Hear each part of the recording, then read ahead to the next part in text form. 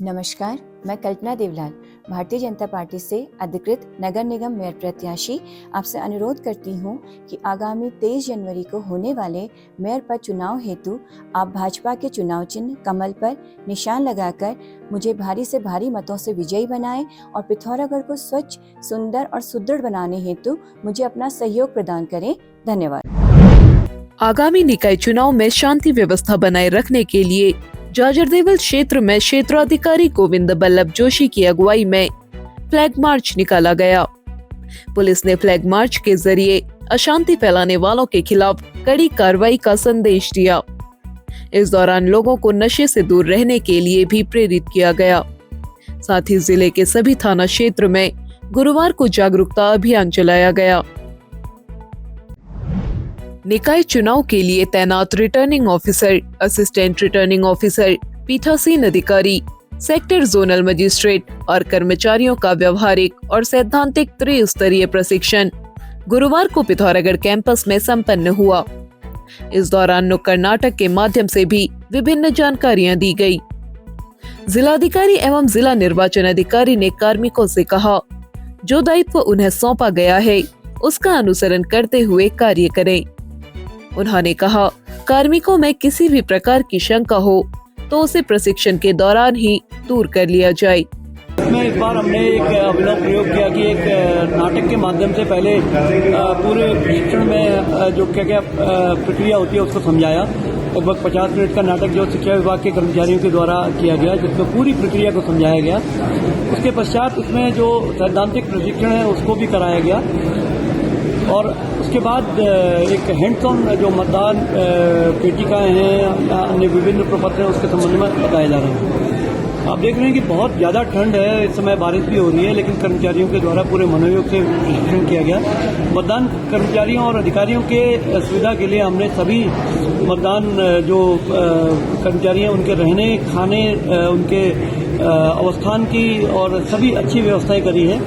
बिस्तर आदि की व्यवस्था करी है हमने, हीटर और सभी जगहों पर अलाव आदि की भी व्यवस्थाएं हम लोग करेंगे और उनके आने जाने की और उनके पूरे प्रशिक्षण की अच्छी व्यवस्थाएं हम लोगों ने करी है। हमें उम्मीद है कि हमने जो इस बीच में परिश्रम किया है उससे हम अच्छा, निष्पक्ष और बिल्कुल सुदृढ़ मतदान 23 तारीख को करा पाएंगे और उसके बाद 25 तारीख को मतगणना की भी अच्छी हमारी तैयारी है।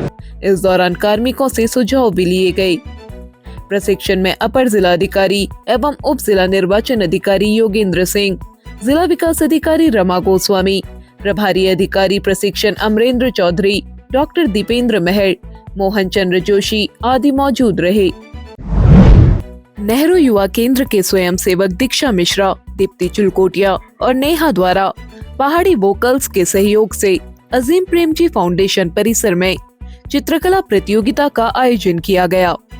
प्रतियोगिता का शुभारंभ धनंजय शर्मा, सुरेंद्र धामी और प्रियंका जोशी ने किया।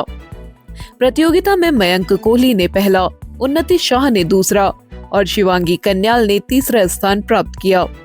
सभी विजेताओं को संस्था की ओर से पुरस्कृत किया गया। नमस्कार, मैं उमा पांडे